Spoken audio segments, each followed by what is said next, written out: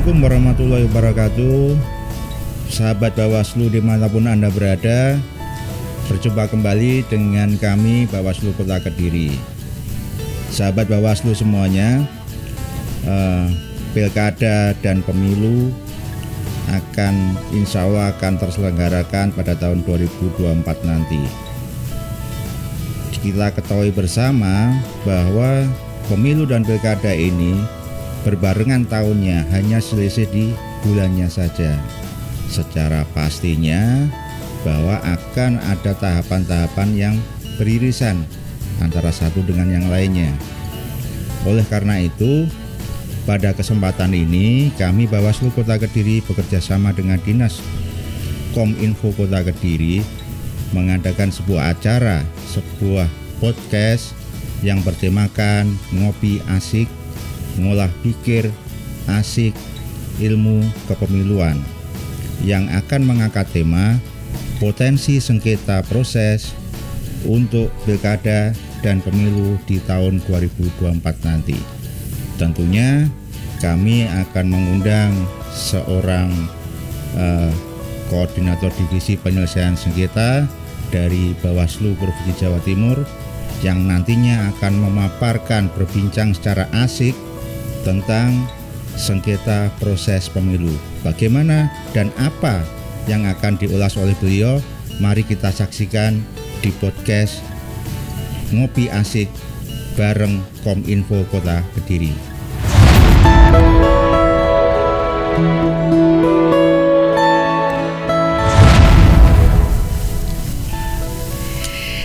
Sahabat Bawaslu seluruh Indonesia, khususnya yang berada di Kota Kediri dan sekitarnya.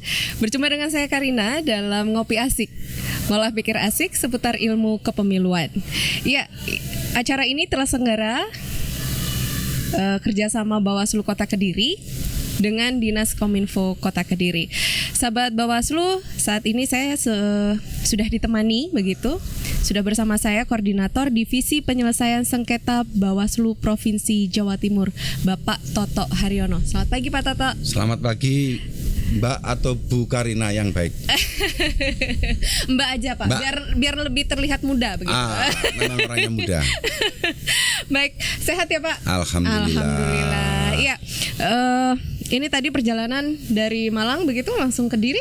Iya, dari Malang, saya tadi pagi dari Malang langsung Kediri. Oke, baik sahabat Bawaslu, ini Pak Toto ini pasti sudah tidak asing lagi begitu ya di lembaga kepemiluan di Jawa Timur, khususnya di Bawaslu itu sendiri ya Pak ya.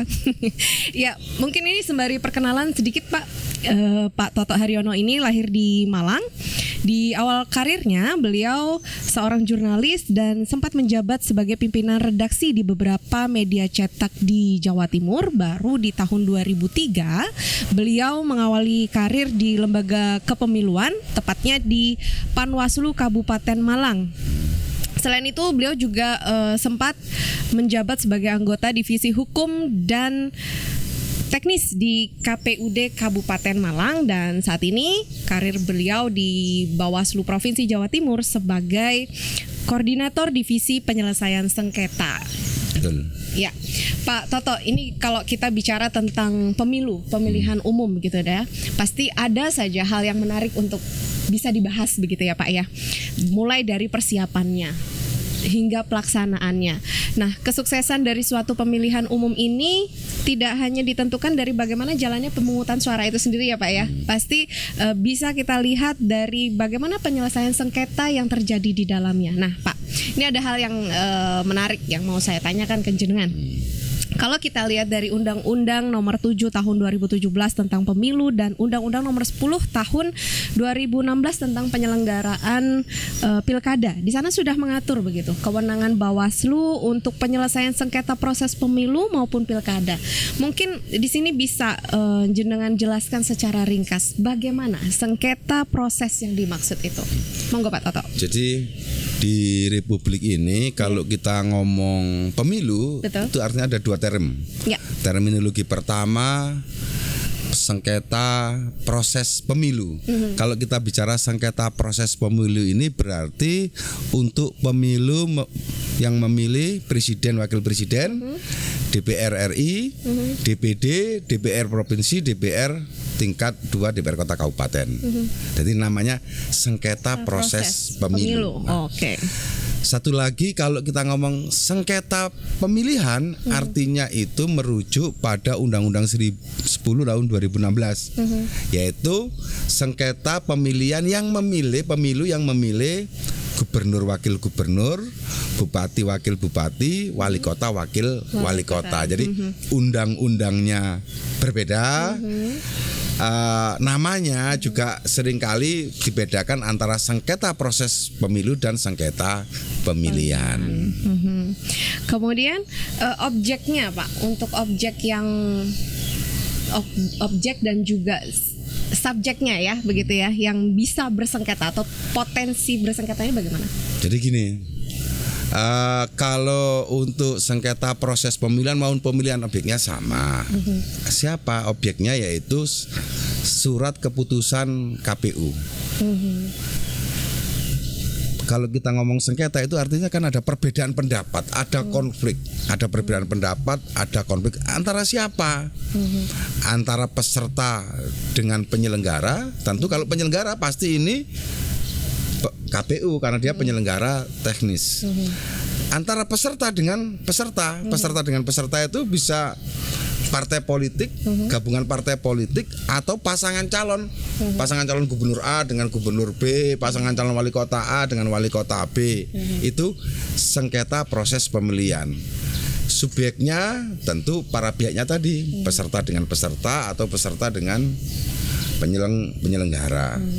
Mekanismenya ada 2 penyelesaian di Bawaslu itu, mekanisme mediasi dan adjudikasi. Jadi kalau ada perbedaan pendapat antara peserta dengan penyelenggara maupun peserta dengan peserta, itu sebelum masuk ke ruang sidang itu diupayakan dalam proses penyelesaian konflik itu win-win solution.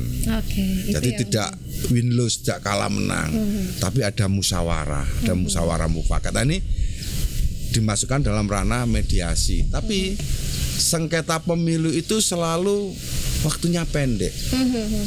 Beda dengan di pengadilan positif. Kalau di pengadilan positif, di pengadilan negeri itu perbedaan pendapat, sengketa keperdataan itu persidangannya bisa sampai lama 3 bulan, 4 bulan.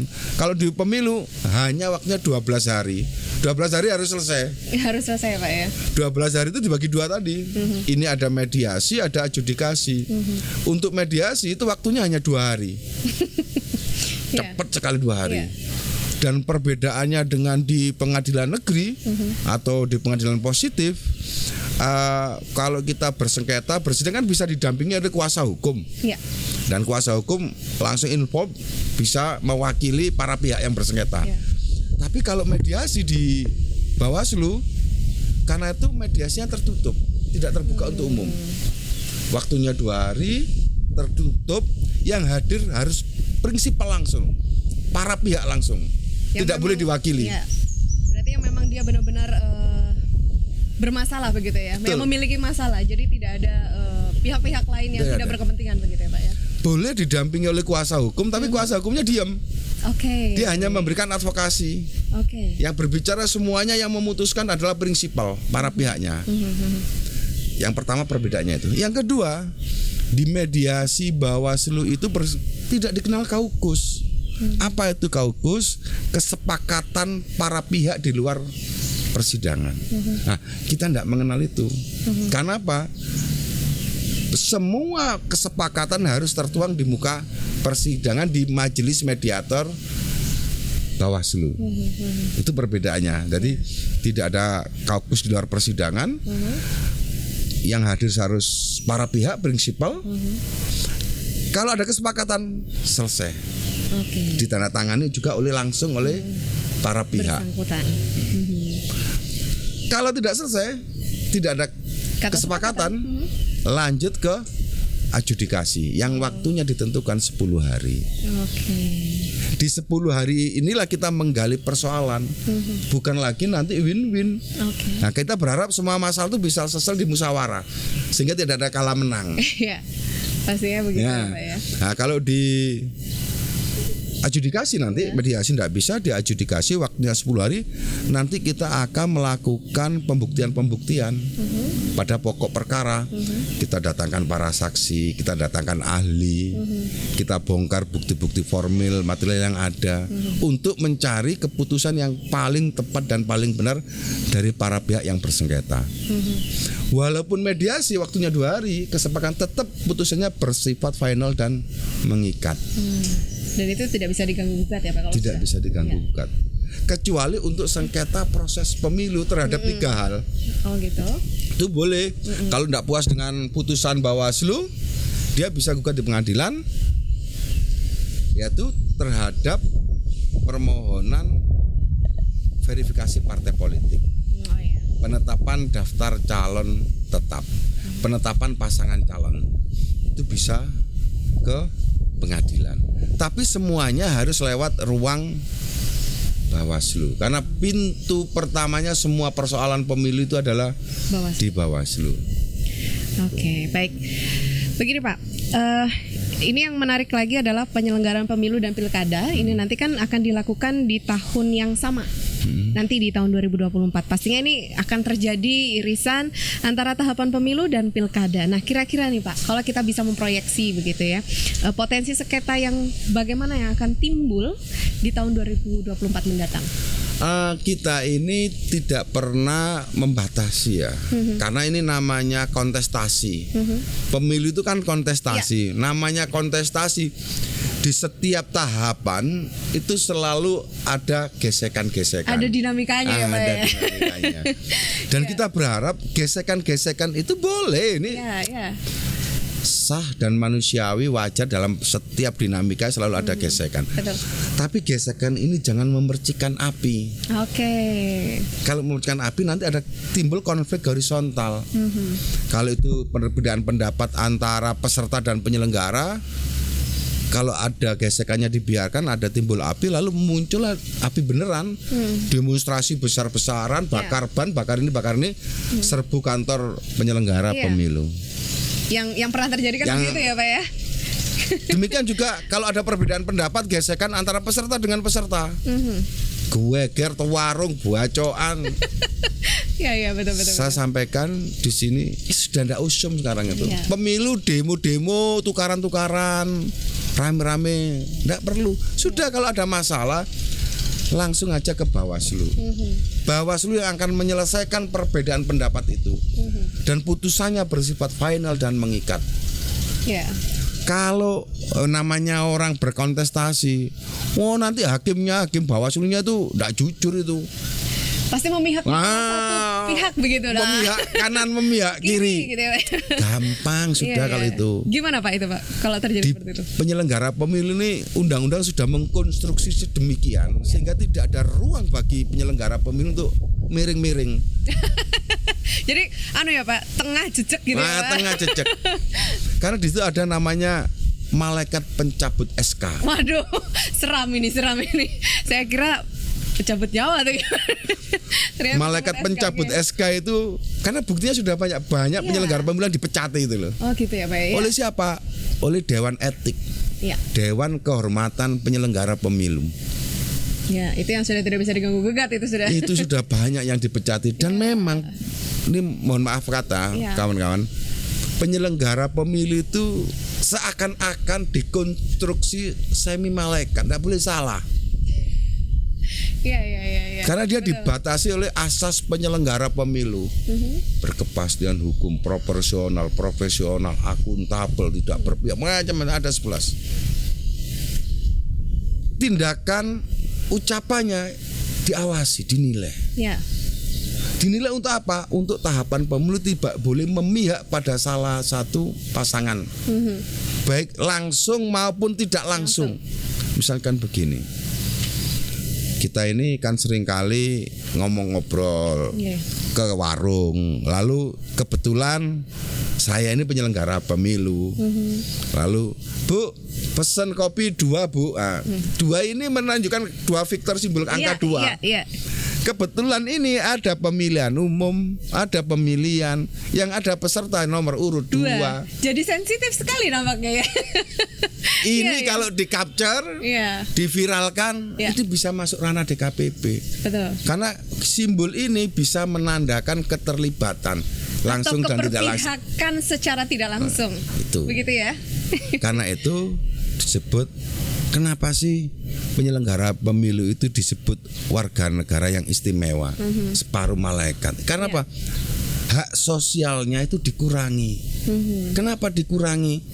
Bayangkan kalau misalnya saya ini penyelenggara pemilu, kebetulan paman saya yang menyekolahkan saya, yang menikahkan saya daftar jadi calon legislatif. Wong namanya paman. Saya ini kan mau balas budi, Ya. mau bantu. Saya sudah punya gaji, saya punya bayaran, tak bantu uang. Nah ini masalah ini. Inilah simbol keberpihakan. Tidak boleh untuk membantu beli banner, beli spanduk. Ini sudah dianggap keberpihakan. Karena itu saya wajib mengumumkan kepada publik, saya sebagai penyelenggara pemilu, bahwa ada saudara saya satu turunan pertama ke samping yang mendaftarkan sebagai peserta pemilu. Sehingga apa? Dengan disampaikan ke publik, masyarakat bisa menilai dan mengontrol apakah dalam prosesnya nanti saya berpihak atau tidak. Gitu ya. Gitu. Jadi memang diatur sedemikian rupa supaya memang tidak ada potensi-potensi yang ibaratnya memicu begitu ya, memicu untuk terjadinya konflik, meskipun tadi menurut statement jenengan bahwa ya wajar begitu ya, namanya irisan, gesekan kanan kiri itu wajar, tetapi kalau bisa memang sedemikian rupa itu diminimalisir begitu ya Pak. Betul. Ya, baik. Sahabat Bawaslu, ini menarik sekali Pak obrolan kita kali ini. Tapi sahabat Bawaslu jangan kemana-mana, karena setelah jeda berikut ini kita akan kembali lagi. Jadi tetap di Ngopi Asik Bawaslu Kota Kediri.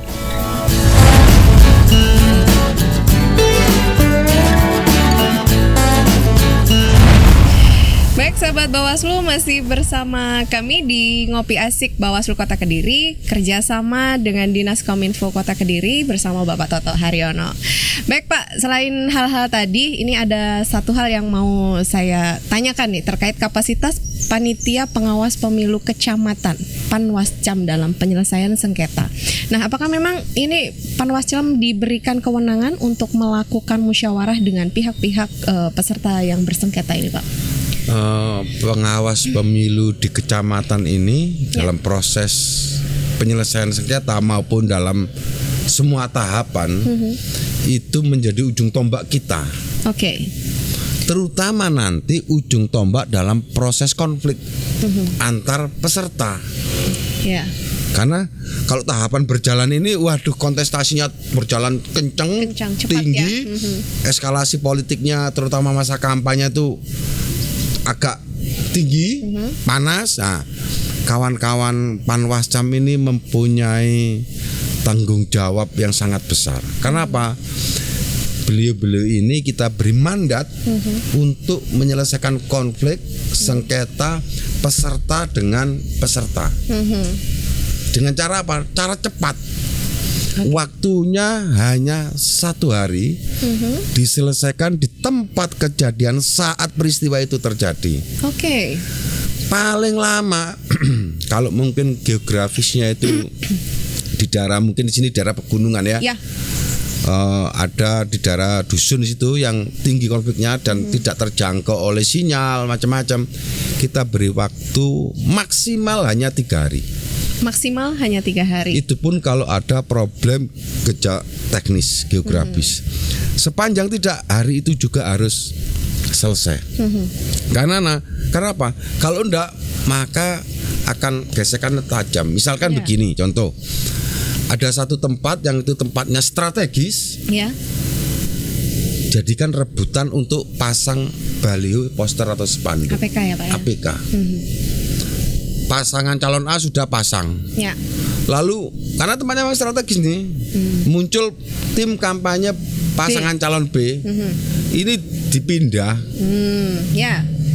Atau kalau enggak dipindah tapi ditutupi. Nah, itu udah menyulut sekali. Waduh, kalau sudah itu rasanya wes geger gitu ya. Sreng. Wes kudu ngamuk-ngamuk kalau kata orang Jawa itu begitu maka ya. itu harus selesaikan. Kita harus cepat tanggap. Kita selesaikan saat itu juga.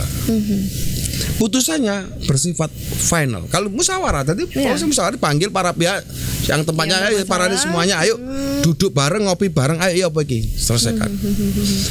Kegegeran aja guys, selesaikan, maka Panwasam, pengawas tingkat kecamatan bisa langsung mengambil sikap. Oke. Dengan tentu harus dengan mengkaji betul ya. Persoalannya, masalahnya, pokok perkaranya dikaji, diputuskan A harus bergeser, B harus di sini. Tidak secara sepihak dari masing-masing keinginan mereka itu berarti tidak ya? Tidak, karena itu harus dikaji. Disinilah namanya ada seni memediasi. Karena itu kita ini ada pelatihan mediator. Nanti kita di tingkat kecamatan, nanti kalau sudah tahapan jalan, kita akan lakukan pelatihan tentang mediasi, tentang bagaimana seni menyelesaikan sengketa gitu. Oke, baik.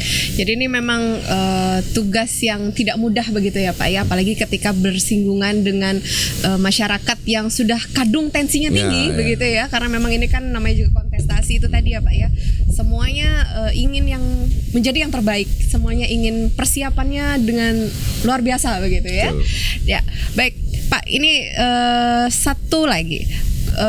Satu closing statement dari jenengan terhadap penyelesaian sengketa proses yang mungkin akan timbul pada penyelenggaraan pemilu dan juga pilkada di tahun 2024 mendatang. Monggo Pak. Masyarakat Kota Kediri ini kan luar biasa. Iya. Ini nggak main-main, sejarahnya Kota Kediri ini kota kerajaan tua ini. Iya.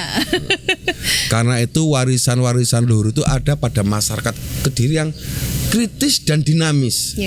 Nah, kita berharap sikap kritis dan dinamis itu nanti akan tersalurkan lewat saluran hukum.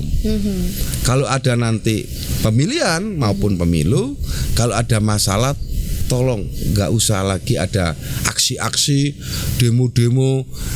Nanti kasihan masyarakat. Demo-demo itu akan menghambat lalu lintas, nyusake wong. Kita itu mau memilih pemimpin yang tidak nyusake wong, kok proses pemilihannya nyusake wong gitu loh. Iya, betul. Karena sekali, itu Pak. Sudahlah. Kalau ada masalah apa-apa seperti yang saya sampaikan tadi, laporkan ke Bawaslu. Sama dengan kalau masyarakat Kediri kehilangan sepeda, mindsetnya lalu ke kantor polisi. Ono tawuran, mindsetnya ke kantor polisi. Ono rampok, mindsetnya ke kantor polisi. Ya sekarang kalau untuk pemilu, segala tetek bengek yang kaitannya dengan pemilu larinya ke Bawaslu. Biarkan Bawaslu yang menyelesaikan. Karena apa? Kalau masalah pemilu, kawan-kawan lari ke Pak Camat pasti ditolak. Bukan ranahnya. Ada urusan pemilu, kawan-kawan lari ke Pak Polisi pasti ditolak. Iya. Langsung aja ke Bawaslu. Enggak perlu lagi lari ke Koramil maupun ke Kodim. Nah. Segala urusan yang berkaitan dengan tahapan pemilu, proses pemilu langsung ke Bawaslu. Kalau miring-miring Bawaslunya nanti dipecat sama malaikat pencabut SK-nya. Iya. Dan gampang, laporannya juga gampang sekarang itu. Nggak perlu datang langsung.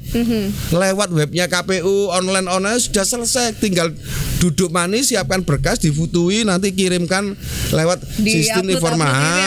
Tinggal upload.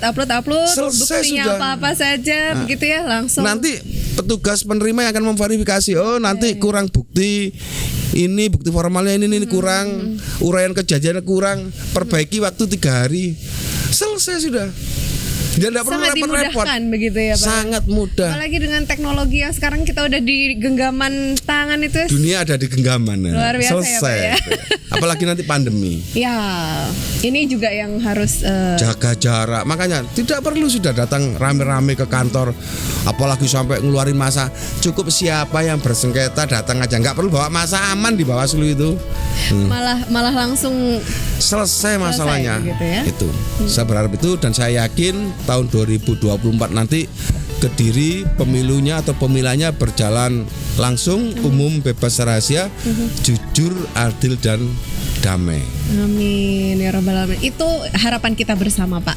Baik, terima kasih Pak Toto. Baik sahabat Bawaslu, ini demikianlah ngopi asik kali ini.